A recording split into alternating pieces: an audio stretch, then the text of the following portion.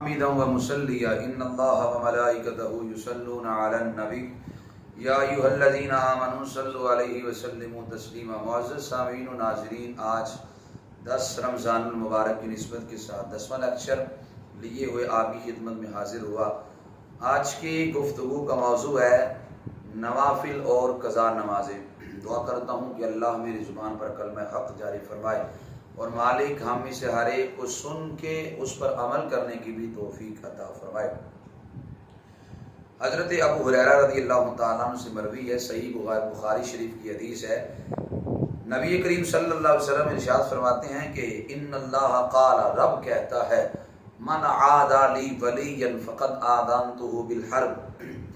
حضور فرماتے ہیں رب کہتا ہے کہ جس نے میرے کسی ولی کے ساتھ دشمنی کی، گویا میں نے اس کے ساتھ اعلان جنگ کر دیا۔ اس لیے کبھی کسی ولی کے ساتھ عداوت اور دشمنی نہ رکھنا، رب کا اس بندے کے ساتھ اعلان جنگ ہے۔ نبی علیہ السلام فرماتے ہیں رب کہتا ہے وما تقرب الی عبدی بشیء احب الی مما افترضت علیہ۔ نبی علیہ السلام فرماتے ہیں رب کہتا ہے کہ میرا بندہ فرض کے علاوہ کسی چیز کے ذریعے زیادہ میرا قرب حاصل نہیں کرتا۔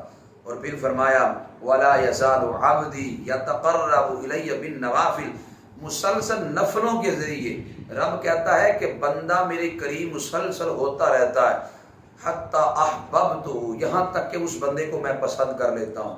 اور رب فرماتا ہے فکنت سمع الذی یسمع بہ، پھر میں اس کے کان بن جاتا ہوں جس سے وہ سنتا ہے، وبصرہ الذی یبصر بہ، میں اس کی آنکھیں بن جاتا ہوں جس سے وہ دیکھتا ہے، وَيَدَهُ الَّذِي يَبْطِشُ بِهَا، رب کہتا ہے میں اس بندے کے ہاتھ بن جاتا ہوں جن سے وہ پکڑتا ہے، وَرِجْلَهُ الَّتِي يَمْشِي بِهَا، میں اس کے پاؤں بن جاتا ہوں جن سے وہ چلتا ہے۔ اللہ اکبر۔ پھر اصل میں ظاہراً عذاب بندے کے ہوتے ہیں، اللہ غیر معمولی قوت اس بندے کو عطا فرماتا ہے۔ پھر ہوتا یوں ہے کہ جناب فاروق اعظم رضی اللہ تعالی عنہ مسجد نبوی کے ممبر پہ بیٹھے ہوتے ہیں اور سینکڑوں میل دور نہامند علاقے میں لڑنے والا لشکر حضرت ساریہ کی قیادت میں جو ہے، آپ اس لشکر کی مدد بھی کرتے ہیں اور دوران خطبہ جناب عمر کہتے ہیں یا ساریہ الی الجبل، اے ساریہ پہاڑ کی طرف ہو جا۔ حضرت ساریہ نے پہاڑ کی جانب ہو گئے، اللہ نے دشمن سے جو نہ بچاؤ کا راستہ پیدا کر دیا، شاندار فتح ملی۔ بعد کے اندر حضرت عبد الرحمن بن عوف نے کہا اے عمر، آج دوران خطبہ ایسے لفظ بولے جو خطبہ جمعہ کا حصہ تو نہیں ہے، کیوں بولے؟ حضرت عمر فرمانے لگے میں ممبر رسول صلی اللہ علیہ وسلم پہ بیٹھ کر صرف خطبہ جمعہ نہیں دے رہا بلکہ لشکر اسلامی کی عادت بھی کر رہا ہوں۔ بعد کے اندر حضرت ساریہ لوٹے، لوگوں نے پوچھا فلاں دن فلاں وقت آپ تک جناب عمر کی آواز پہنچی؟ حضرت ساریہ فرمانے لگے جناب عمر مدد نہ کرتے اللہ کبھی ہمیں فتح عطا نہ فرماتا۔ یہ غیر معمولی قوتیں رب عطا فرماتا ہے کب؟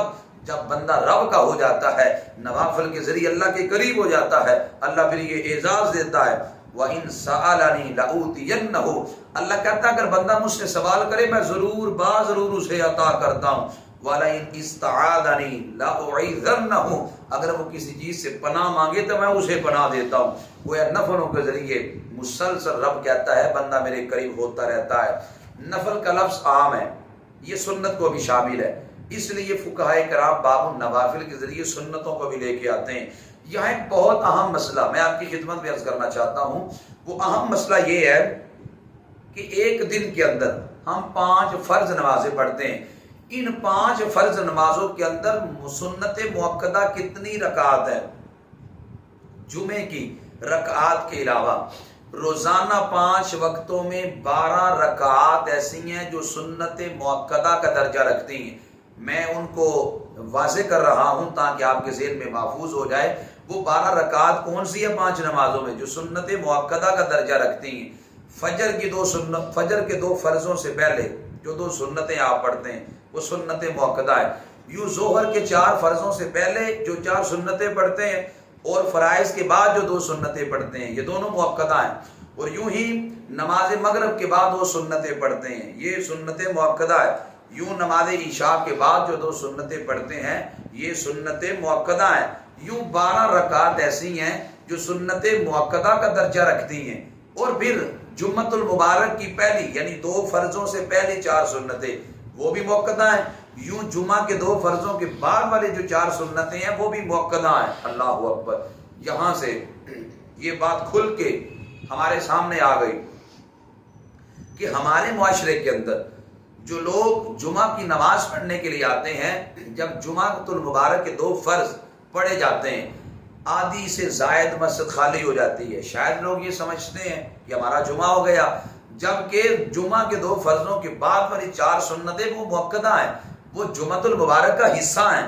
اگر کوئی بندہ جمعۃ المبارک کے 2 فرضوں کے بعد والی 4 سنتیں نہیں پڑھتا، اس کا جمعہ مکمل نہیں ہوا، اس کا جمعہ ابھی ناقص ہے۔ جب تک 4 سنتیں بعد والی ادا نہیں کرے گا تب تک اس کا جمعہ نہیں ہوگا۔ اس وجہ سے وہ، اور پھر نبی علیہ السلام کا فرمان بھی یہاں سنیے گا، میرے اور تمہارے نبی حضرت محمد مصطفیٰ صلی اللہ علیہ وسلم کا ارشاد گرامی، حضور فرماتے جو بندہ سنت مؤکدہ کو چھوڑتا ہے، ڈر ہے کہ وہ کہیں میری شفاع سے محروم نہ ہو جائے۔ اس وجہ سے جو لوگ جمعۃ المبارک کی نماز قائم کرتے ہیں، جو جمعہ پڑھاتے ہیں، وہ تاکیداً یہ اعلانات کرے اپنی مساجد کے اندر کہ جمعۃ المبارک کے بعد والی جو 4 سنتیں وہ مؤکدہ ہیں، اگر کوئی نہیں پڑھے گا تو اس کا جمعہ مکمل نہیں ہوا، اس کا جمعہ ابھی ناقص ہے۔ اور یوں ہی فجر کی نماز اگر قضا ہو گئی، اسی دن وہ بندہ زوال سے پہلے فجر کی نماز پڑھتا ہے تو وہ سنتوں کو بھی قضا کرے گا۔ اس کے علاوہ باقی نمازیں اگر قضا ہو جائیں تو سنتوں کی قضا نہیں ہوتی، قضا صرف فرائض کی ہوتی ہے۔ ہاں، عشاء کے وتر بھی قضا کیے جاتے ہیں، اس کے علاوہ سنتوں کی قضا نہیں ہوتی۔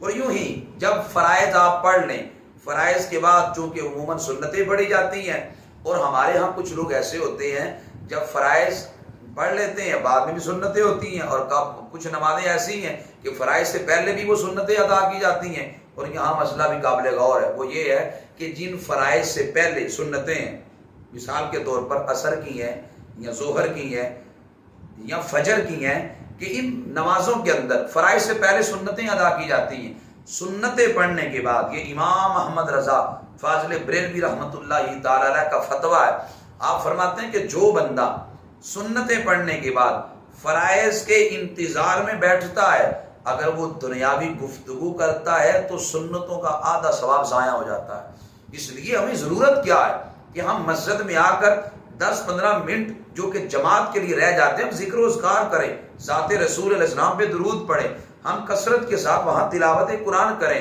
وہ 10 منٹ بھی ہم دنیا کی باتوں سے باز نہیں آئیں گے۔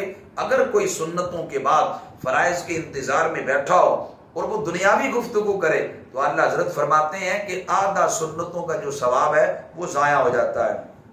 اور یوں ہی اگر کوئی بندہ 2 نفل پڑھ رہا تھا، 2 نفلوں کے بعد اس نے چونکہ قعدہ میں بیٹھنا تھا لیکن بھول کر تیسری کے لیے کھڑا ہو گیا، اگر تو تیسری کا اس نے سجدہ نہیں کیا، لوٹ آئے، فوری طور پہ لوٹ آئے اور تشہد پڑھ کے وہ سجدہ صاف کرے، اس کی نماز ہو جائے گی۔ خدا نہ خواستہ 2 نفل پڑھ رہا تھا، تیسری کے لیے بھول کے کھڑا ہو گیا اور یاد نہیں آیا، تشہد کی جانب لوٹا نہیں ہے بلکہ تیسری رکعت کا سجدہ بھی کر دیا، اب یہ نفل باطل ہو گئے، نماز باطل ہو گئی، نئے سرے سے نماز پڑھنی پڑے گی۔ اور یہاں یاد رکھے جو لوگ تراویح کی نماز پڑھتے ہیں، نماز تراویح 2 پڑھ رہے تھے کہ دوسری میں بیٹھنا تھا، وہ تیسری کے لیے کھڑے ہو گئے، اگر تو تیسری کے سجدہ سے پہلے یاد آ جائے تو بیٹھ جائے، مقتدی لقمہ دے، امام بیٹھ جائے، اگر نہ بیٹھے تو وہ تراویح نہیں ہوئی، تراویح نئے سرے سے وہ پڑھنی پڑے گی۔ اور ان 3 رکعات کے اندر جتنا قرآن پڑھا گیا ہے اس قرآن کو بھی دوبارہ پڑھا جائے گا، وہ قرآن مقدس کی جو تلاوت ان 3 میں کی ہے، چونکہ وہ رکعات باطل ہو گئی، اس وجہ سے اس میں جو قرآن پڑھا ہے اس کا بھی اعادہ کیا جائے گا۔ اور اسی طرح کھڑے ہو کے جو نفل پڑھتے ہیں یہ اعلیٰ اجر ہے۔ ہاں، ایک بندہ کھڑے ہو کر نفل پڑھنے کی طاقت رکھتا ہے، اس کے باوجود بیٹھ کے پڑھتا ہے تو یہ بالکل جائز ہے۔ فرق اتنا ہے کہ کھڑے ہو کر پڑھیں گے تو پورا ثواب ملے گا، بیٹھ کر پڑھیں گے تو آدھا ثواب ملے گا۔ ہم نے معاشرے میں دیکھا ہے جوان جان لوگ بھی وہ یہ سمجھتے ہیں کہ شاید بیٹھ کر پڑھنے کی وجہ سے نفل پہ اجر زیادہ ملتا ہے، اور پھر تراویحوں کے بعد جو عشاء کے 2 نفل پڑھے جاتے ہیں، میجورٹی ہماری اکثریت بیٹھ کر پڑھتے ہیں، اور شاید انہوں نے شرعی مسئلہ یہ سمجھ لیا ہے کہ نفل بیٹھ کر پڑھیں گے تو اجر زیادہ ملے گا، جبکہ حقیقت یہ ہے کہ نفل بیٹھ کے پڑھیں گے تو آدھا ثواب ہے۔ کھڑے ہو کے پڑھیں گے تو پورا اجر ہے. ہاں اگر کوئی عذر کی وجہ سے مجبوری کی وجہ سے بیٹھ کر پڑھتا ہے تو اسے پورا ہی ثواب ملے گا. اب چند نفلی نمازیں ہیں بڑی اہم ہے، میں آپ کی خدمت میں وہ ساری تفصیل سے عرض کرنا چاہتا ہوں. پہلی ہے جی تحیت المسجد. تحیت المسجد کا مطلب یہ ہے کہ جو بندہ مسجد میں آئے، مسجد کا ادب یہ ہے کہ وہ بیٹھنے سے پہلے 2 رکعت نفل پڑھ لے. 4 پڑھ لے تو یہ زیادہ بہتر ہے، لیکن کم از کم 2 رکعت نفل تحیت المسجد کی نیت سے وہ پڑھ لے. اور ہاں یہ اس میں بات یاد رکھے چونکہ یہ نفلی نماز ہے، اور ہم پہلے لیکچر کے اندر آپ کو یہ بات بتلا آئے ہیں کہ کن کن اوقات میں نفل پڑھنا منع ہے. چونکہ نماز فجر کی جب نماز آپ نے پڑھ لی یا اذان ہو گئی، سوائے فجر کی 2 سنتوں کے نفل پڑھنا منع ہے. تو اگر فجر کے وقت مسجد میں آئے اذان کے بعد تو پھر تحیت المسجد نہ پڑھے. اسی طرح عصر کے بعد مسجد میں آئے تو تحیت المسجد نہ پڑھے، اس وجہ سے کہ ان اوقات میں نفل پڑھنا منع ہے. اس کے علاوہ اگر وہ کسی حالت میں آتا ہے مسجد میں تو وہ 2 رکعت نفل پڑھ لے، یہ افضل ہے. اور اگر وہ مکروہ اوقات میں آتا ہے تو پھر ویسے ہی مسجد میں آ کر ذکر الہی کر لے تو مسجد کو گویا حق ادا ہو جائے گا. ہاں کبھی کبھار ایسا بھی ہوتا ہے کہ بندہ مسجد میں آتا ہے اس کا وضو نہیں ہوتا، مسجد میں کسی حاجت کے لیے کسی کام کے لیے وہ آتا ہے، تو وہ مسجد میں جب داخل ہوا اور اس کا وضو نہیں تو وہ 3 بار یہ جملے پڑھ لے یا 4 بار یہ جملے پڑھ لے، سبحان اللہ والحمد للہ ولا الہ الا اللہ واللہ اکبر. 4 بار وہ یہ کلمات پڑھ لے تو گویا حق کے مسجد ادا ہو جائے گا. اور دوسرا ہے جی تحیت الوضو. تحیت الوضو کہتے ہیں کہ وضو کرنے کے بعد یہ اعضائے وضو خشک ہونے سے پہلے 2 نفل پڑھ لینا، اس کا بڑا اجر ہے. کیا اجر ہے؟ صحیح مسلم کی روایت ہے، میرے اور آپ کے نبی حضور صلی اللہ علیہ وسلم کا ارشاد گرامی. نبی علیہ السلام فرماتے ہیں ما من مسلم یتوضا فیحسن وضوءه ثم يقوم فیصلی رکعتین مقبلا علیہما بقلبہ ووجہہ الا وجبت لہ الجنہ. نبی علیہ السلام فرماتے جو بندہ اچھے طریقے سے وضو کرے، اچھے طریقے سے وضو کرنے کے بعد 2 رکعت نفل ادا کرے، اور فرمایا ان 2 رکعت نفل میں دل بھی حاضر ہو، چہرہ بھی حاضر ہو، تمام اعضاء حاضر ہو نماز کے اندر. میرے آقا فرماتے ہیں وضو کے بعد جو اس طرح 2 نفل پڑھے گا میرا رب اس پہ جنت کو واجب کر دے گا. کتنا سستا سودا ہے، کتنا اعلیٰ اجر ہے. تو یوں تحیت الوضو بھی ادا کر لیں. اس کے بعد نماز اشراق ہے، یہ نفلی نماز ہے. یہ کب ادا کی جاتی ہے؟ نماز اشراق صبح فجر کے وقت سورج نکلنے کے 20 منٹ بعد یہ نماز ادا کی جاتی ہے. نماز اشراق کے جو نوافل ہیں وہ حدیث پاک سنیے گا، صحیح ترمذی میں، جامع ترمذی میں یہ روایت موجود ہے. اس حدیث کے راوی ہیں حضرت انس بن مالک رضی اللہ تعالی عنہ. نبی کریم صلی اللہ علیہ وسلم ارشاد فرماتے ہیں من صلی الفجر فی جماعت، جس بندے نے نماز فجر جماعت سے پڑھی، ثم قعد پھر بیٹھا رہا، یذکر اللہ بیٹھ کر اللہ کا ذکر کرتا رہا. نماز فجر پڑھی، نماز فجر کے بعد وہیں بیٹھا رہا، ذکر الہی کرتا رہا حتی تطلع الشمس، یہاں تک کہ سورج طلوع ہو گیا. ثم صلی رکعتین، سورج کے طلوع ہونے کے بعد 2 رکعت نفل ادا کرے. میرے آقا علیہ السلام فرماتے ہیں کانت لہو کا اجر حجۃ و عمرۃ، اللہ 2 نفل کی وجہ سے اسے ایک حج اور ایک عمرے کا مفت کا ثواب عطا فرمائے گا. کتنا سستا سودا ہے، کتنا اعلیٰ اجر ہے کہ وہ لاکھوں پہ حج ہوتا ہے، اور ایک یہ حج ہے جو آپ اپنے محلے کی مسجد میں بیٹھے کر سکتے ہیں. نماز فجر کے بعد بیٹھے رہیں، 2 نفل اشراق کے پڑھ کے جائیں، اللہ ایک حج اور ایک عمرے کا ثواب عطا فرمائے گا. اور آگے چوتھی نفلی نماز ہے نماز چاشت. یہ جو نماز چاشت ہے یہ تب پڑھی جاتی ہے جب سورج اچھی طرح طلوع ہو جاتا ہے، اچھی طرح نکل آتا ہے، چمکنے لگتا ہے. تقریباً 8 بجے کے قریب، 8:30 بجے کے قریب نماز چاشت ادا کی جاتی ہے. اب اس نماز کا اجر کیا ہے اور اس نماز کی رکعات کتنی ہے؟ سنیے گا حدیث پاک ابن ماجہ کی حدیث. حدیث کے راوی ہیں حضرت انس بن مالک رضی اللہ تعالیٰ عنہ. رسول کریم صلی اللہ علیہ وسلم نے ارشاد فرمایا کہ من صلی الضحیٰ سنتی عشرۃ رکعۃ بنى اللہ لہ قصرا من ذہب فی الجنہ. نبی علیہ السلام فرماتے جو بندہ نماز چاشت کی 12 رکعتیں ادا کرے گا، میرے نبی علیہ السلام فرماتے ہیں اللہ اس بندے کے لیے جنت میں سونے کا محل بنائے گا۔ اور پھر دوسری روایت بھی سنیے گا، اللہ اکبر، نبی علیہ السلام نے آسانی دی، یہ تو دی 12 رکعت کا اجر۔ اب ایک بندہ وہ ہے جو کہتا ہے میں 2 رکعت پڑھ سکتا ہوں، میں زیادہ رکعت نہیں پڑھ سکتا، اب اس کے لیے کیا اجر ہے؟ ابن ماجہ میں وہ روایت وہ بھی موجود ہے۔ اس حدیث کے راوی حضرت ابو ہریرہ رضی اللہ تعالیٰ عنہ، جناب ابو ہریرہ کہتے ہیں رسول کریم صلی اللہ علیہ وسلم نے ارشاد فرمایا من حافظ علی شفعۃ الضحیٰ غفرت له ذنوبه وان كانت مثل زبد البحر او کما قال۔ نبی علیہ السلام فرماتے جو بندہ مسلسل چاشتی 2 رکعت ادا کرے، میرے آقا فرماتے ہیں اللہ اس کے سارے گناہوں کو معاف فرمائے گا، اگرچہ سمندر کی جاگ جتنے گناہ ہی کیوں نہ ہو، اللہ سارے گناہ معاف فرما دے گا۔ صرف چاشت کے 2 نفل جو مسلسل پڑھے گا اللہ اسے یہ اعزاز عطا کرے گا۔ یوں چھٹی نماز ہے صلاۃ الاوابین، ابابین لوگ کچھ کہتے ہیں، لفظ غلط ہے، اوابین کے نوافل ہیں، یہ 6 نوافل ہیں، یہ نماز مغرب کے بعد ادا کیے جاتے ہیں۔ اور اس کا اجر کیا ہے؟ امام طبرانی نے معجم الاوسط کے اندر اس حدیث پاک کو نقل کیا۔ نبی کریم صلی اللہ علیہ وسلم نے ارشاد فرمایا من صلی بعد المغرب 6 رکعات غفر له ذنوبه وان كانت مثل زبد البحر۔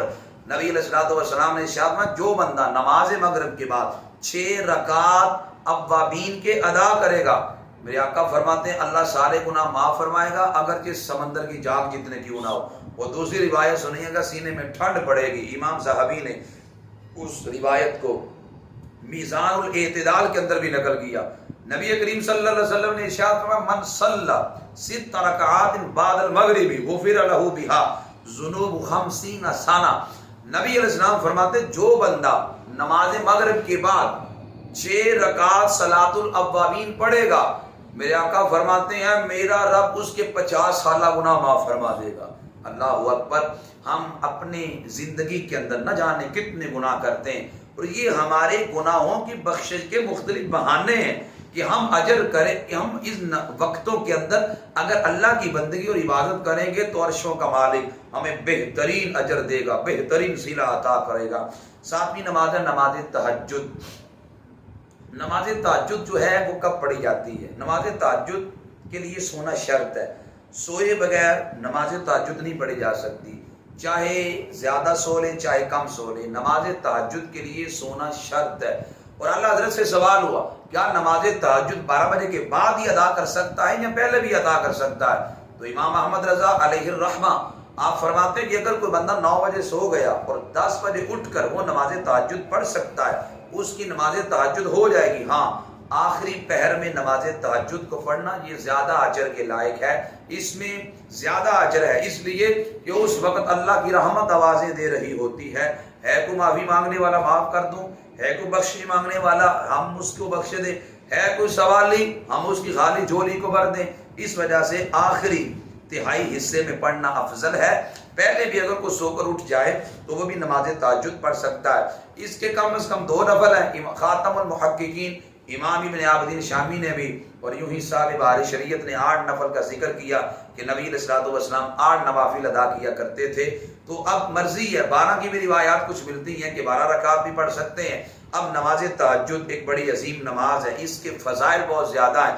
اب اس کے بارے میں حدیث پاک سنیے گا، نبی کریم صلی اللہ علیہ وسلم اکثر نماز تہجد کو ادا فرماتے، اور نبی علیہ السلام کا معمول تھا کہ حضور علیہ السلام نماز تہجد کو جو نا وہ ترک نہیں فرماتے تھے۔ اور سید عائشہ صدیقہ فرماتی ہیں رمضان ہو یا غیر رمضان ہو، نبی علیہ الصلوۃ والسلام رات کی 11 رکعت ادا کرتے تھے، یعنی 8 رکعت نفل نماز تہجد کے اور 3 رکعت صلاۃ الوتر کے۔ نبی علیہ السلام وطر کی جو نماز تھی وہ بھی تہجد کے وقت ادا کرتے تھے۔ کسی بندے کو اگر یقین ہو کہ میں تہجد وقت اٹھ جاؤں گا تو وہ اگر وطر کی جو وطر ہے وہ تہجد کے ساتھ پڑھے تو یہ افضل ہے۔ جسے خدشہ ہو کہ اٹھا ہی نہ جائے تو پھر وہ پھر عشاء کے ساتھ ہی وطر پڑھ لے، اس کے لیے وہی افضل ہے۔ ایک نماز ہے نماز استخارہ، ذرا توجہ سے اس بات کو سنیے گا۔ نماز استخارہ ہمارے ہاں اس نماز کا رواج نہیں ہے، اور حضرت جابر بن عبداللہ رضی اللہ تعالیٰ عنہ وہ کیا فرماتے ہیں، سنیے گا حضرت جابر بن عبداللہ کیا فرماتے ہیں۔ جابر بن عبداللہ کہتے ہیں کان رسول اللہ صلی اللہ علیہ وسلم یعلمنا الاستخارۃ فی الامور کلھا کما یعلمنا السورۃ من القرآن۔ حضرت جابر بن عبداللہ کہتے ہیں نبی علیہ السلام ہمیں استخارہ یوں سکھاتے تھے جیسے ایک قرآن کی آیت سکھاتے ہیں، اس طرح حضور ہمیں استخارہ کی تعلیم دیتے تھے۔ استخارہ کیا ہے؟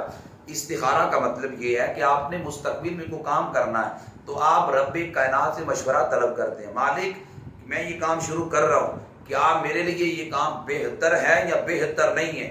جو بھی ہے مالک مجھے اس کام کے لیے اشارہ فرما دے۔ اب استخارہ کرنے کا طریقہ، استخارہ جو ہے وہ یہ نہیں ہے کوئی بندہ کہے میں نے نماز شروع کرنی ہے تو میں استخارہ کروں، ان کاموں کے لیے استخارہ نہیں۔ مستقبل کے اندر جو آپ نے کام کرنے ہیں، مثال کاروبار شروع کرنا ہے، آپ اس کے لیے استخارہ کریں کہ 2-4 کاروبار ہیں، کس کاروبار کا انتخاب کروں؟ میں نے نکاح کرنا ہے، 5-7 رشتے ہیں، کس عورت کا انتخاب کروں؟ تو یوں آپ استخارہ اس کے لیے کر سکتے ہیں۔ تو استخارہ کس انداز میں کریں گے؟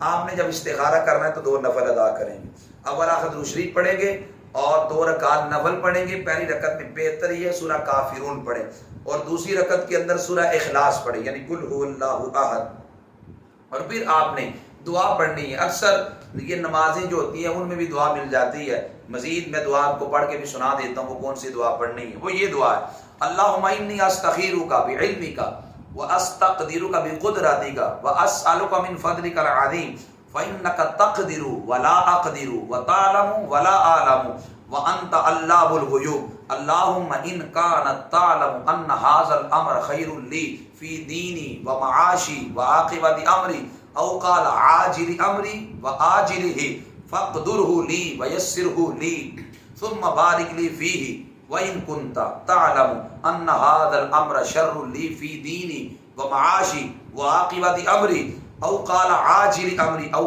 آجِلِهِ فَاصْرِفْ عَنِّي وَاصْرِفْنِي عَنْهُ وَاقْدُرْ لِيَ الْخَيْرَ حَيْثُ كَانَ ثُمَّ رَدِّنِي بِهِ۔ یہ استخارہ کی دعا ہے۔ یہ دعا پڑھ لے جس کام کے لیے کر رہا ہے، مثال نکاح کے لیے کر رہا ہے کہ میں کس عورت سے نکاح کر لوں تو میرے لیے بہتر ہے، کون سا کاروبار شروع کر لوں تو میرے لیے بہتر ہے، یا بیرون ملک جانا میرے لیے بہتر ہے کہ نہیں، ان کاموں کے لیے بندہ استخارہ کر سکتا ہے۔ دعا پڑھ لیں یہ والی استخارہ والی، اس کے بعد دعا کریں مالک فلاں میرا کام بہتر ہے تو مجھے اشارہ کر دے، بہتر نہیں اس کا بھی اشارہ کر دے، یوں پھر وہ قبلہ کی جانب منہ کر کے سو جائے 7 دن تک۔ بہتر ہے وہ یہ استخارہ کرے۔ اور مشائخ کرام فرماتی ہیں ان 7 دنوں کے اندر اگر وہ بندہ سفید رنگ دیکھتا ہے یا سبز رنگ دیکھتا ہے تو یہ کام اس کے لیے بہتر ہے، اور اگر ان 7 دنوں کے اندر وہ کوئی بھی سیاہ رنگ دیکھتا ہے یا سرخ رنگ دیکھتا ہے یا سرخ چیز دیکھتا ہے تو یہ کام اس کے لیے پھر بہتر نہیں، اور اگر 7 دنوں میں کچھ بھی نظر نہیں آیا پھر 7 دنوں کے بعد جہاں دل مائل ہو جائے وہی اللہ کی جانب سے اشارہ ہے، تو یہ نماز استخارہ ہے۔ اور یوں نماز تراویح، یہ نماز جو تراویح ہے یہ مرد ہو یا عورت ہو دونوں کے لیے سنت مؤکدہ ہے۔ تراویح کی نماز پڑھنا مسلسل، اگر بلا وجہ تراویح مرد یا عورت چھوڑے گی تو وہ گناہگار ہوگی۔ اور جو تراویح کا وقت ہے وہ نماز عشاء سے لے کر صبح فجر کی اذانوں تک ہے، رات کے کسی بھی حصے میں پڑھ سکتے ہیں۔ تراویح کے اندر ایک بار ختم قرآن سنت مؤکدہ ہے، لوگوں کی سستی کی وجہ سے ایک بار قرآن پاک پڑھنا تراویحوں میں نہ چھوڑا جائے۔ اگر کچھ لوگ سستی کا شکار ہے، وہ کہتے ہیں ہم نہیں سنیں گے، تو آپ کہیں آپ نہ سنیں ہم تو ضرور سنائیں گے، اس لیے کہ ایک بار تراویحوں میں قرآن ختم کرنا یہ سنت مؤکدہ کا درجہ رکھتا ہے۔ وہ یوں ہی نماز تراویح ایسا بندہ نہیں پڑھا سکتا کہ جس کی داڑھی حد شرع سے کم ہے، مثال ایک مٹھی سے کم جس کی داڑھی ہے وہ نماز تراویح نہیں پڑھا سکتا، اور اگر کوئی منڈواتا ہے بالکل وہ بھی نماز تراویح نہیں پڑھا سکتا۔ اور آخری بات ہے قضا نمازوں کے بارے میں، بلا عذر شرعی نماز کو قضا کرنا یہ بہت سخت گناہ ہے۔ توجہ کریے گا یہ بات کی طرف جو میں عرض کرنے لگا ہوں۔ ہمارے ہاں لوگ جب سمجھ آتی ہے نا دین کی توبہ کرتے ہیں، کہتے ہیں اللہ معاف فرما دے، سابقہ زندگی میں نمازیں 25 سال نہیں پڑھی، 30 سال نہیں پڑھی، 35 سال نہیں پڑھی، اللہ تیری بارگاہ میں آ گئے ہیں، اللہ ہمیں معاف فرما دے۔ میں ان لوگوں سے عرض کرنا چاہتا ہوں جو زندگی کے کسی موڑ پہ جا کر اللہ انہیں توفیق توبہ عطا فرما دیتا ہے، یاد رکھیں اگر کنویں میں کتا گر جائے سارا پانی نکال دے کتا نہ نکالے تو وہ کنواں پاک نہیں ہوتا۔ کنویں کو پاک کرنے کے لیے اندر سے کتا نکالنا ضروری ہے۔ ہم ساری زندگی توبہ کرتے رہیں لیکن جو سابقہ نمازیں ہیں وہ قضا نہ کریں تو یہ تو ٹٹھا، یہ تو مذاق ہے۔ نبی علیہ السلام کا فرمان سنیے گا، میرے آقا فرماتے ہیں گناہ پر قائم رہ کر استغفار کرنے والا اس کی مثل ہے جو اپنے رب سے مذاق کرتا ہے۔ اللہ اکبر۔ اب جو بندہ نماز سابقہ زندگی کی قضا نہیں کرتا اور پھر توبہ کرتا جاتا ہے، وہ تو اللہ سے مذاق کر رہا ہے۔ اللہ اس کی توبہ کو تب قبول کرے گا جب سابقہ زندگی کی نمازیں قضا کرے گا، پھر توبہ کرے۔ اللہ میں وقت پہ نماز نہیں پڑھ سکا، میرے مولا تو بڑا بے نیاز ہے، مجھے معاف کر دینا۔ اگر سابقہ زندگی کی نمازیں قضا نہیں کرتا اور پھر معافی مانگتا جاتا ہے تو یہ معاذ اللہ سے مذاق کرنے کے مترادف ہے۔ قضا نمازوں کے لیے وسعت ہے، آپ جب مرضی پڑھ سکتے ہیں، تینوں اوقات مکروہہ کے علاوہ، جب سورج نکل رہا ہو، زوال کا وقت ہو یا غروب ہو رہا ہو، ان تینوں اوقات کے علاوہ قضا نماز آپ جب مرضی پڑھ سکتے ہیں۔ ایک بندہ کہتا ہے جی میں فجر کے وقت 5 نمازیں کٹھی قضا کرنا چاہتا ہوں، ٹھیک ہے۔ کوئی بندہ کہتا ہے میں ظہر کے وقت کٹھی 5 کرنا چاہتا ہوں، پھر بھی ٹھیک ہے۔ میں 10 نمازیں کٹھی کرنا چاہتا ہوں، پھر بھی ٹھیک ہے۔ میں پہلے ساری فجر کی نمازیں قضا کروں گا زندگی کی، پھر ظہر کی، یہ بھی ٹھیک ہے۔ یہ جو طریقہ آپ کو آسان لگے، آپ سابقہ زندگی میں چھوٹی ہوئی نمازوں کو لازمی طور پر قضا کریں۔ اور یاد رکھیں نوافلوں سے زیادہ ضروری قضا نمازیں ہیں۔ نوافل کے بارے میں آپ سے نہیں پوچھا جائے گا کہ تم نے نفل کیوں نہیں پڑھے، اشراق کیوں نہیں پڑھے، اوابین کے نفل کیوں نہیں پڑھے، چاشت کیوں نہیں پڑھی، نہیں پوچھا جائے گا۔ لیکن اگر قضا نمازوں کو نہ دوبارہ پڑھا تو اس کے بارے میں اللہ پوچھے گا کہ یہ تو تجھ پہ قرض تھا، تو نے کیوں نہیں پڑھا۔ اس وجہ سے قضا نمازوں کو نوافل پہ ترجیح دیں، قضا نمازیں آسان طریقے سے ادا کریں جو زندگی میں رہ گئیں۔ اور ہمارے ہاں غلط فہمی ہے، وہ یہ ہے کہ اکثر لوگ ہمارے معاشرے کے اندر یہ بات کہتے ہیں کہ رمضان المبارک کے آخری جمعہ کو جو قضائے عمری پڑھتا ہے، یعنی 4 رکعت جماعت کے ساتھ پڑھے تو شاید سابقہ ساری زندگی کی قضا نمازیں ادا ہو جاتی ہیں۔ اگر ایسے ادا ہو جاتی تو پھر معاذ اللہ نماز پڑھنے کی ضرورت کیا تھی؟ رمضان کا انتظار کیا جاتا اور رمضان کے آخری جمعے یا جمعۃ الوداع کو جو ہے وہ 4 رکعت پڑھ لی جاتی تو پھر معاملہ ٹھیک ہو جاتا۔ ایسی کوئی بات بھی نہیں ہے۔ اس وجہ سے قضائے عمری کی کوئی حیثیت نہیں ہے کہ کوئی یوں کہے کہ رمضان کے آخری جمعہ کو 4 رکعت پڑھنے سے سابقہ زندگی کی ساری قضائیں ادا ہو جاتی ہیں، ایسی کوئی بات نہیں ہے۔ قضا ادا تب ہوگی جب آپ اس کو ادا کریں گے، اگر ادا نہیں کریں گے تو وہ کیسے ادا ہو جائے گی؟ اس وجہ سے اپنی زندگی کا معمول بنائیں، نمازوں کو قضا کریں۔ اگر قضا نہیں کریں گے تو ہم اللہ رسول کی بارگاہ کے مجرم بن جائیں گے۔ میں دعا کرتا ہوں کہ اللہ مجھے اور آپ کو ان باتوں پہ عمل کرنے کی توفیق عطا فرمائے۔ وما علیہ الا البلاغ المبین۔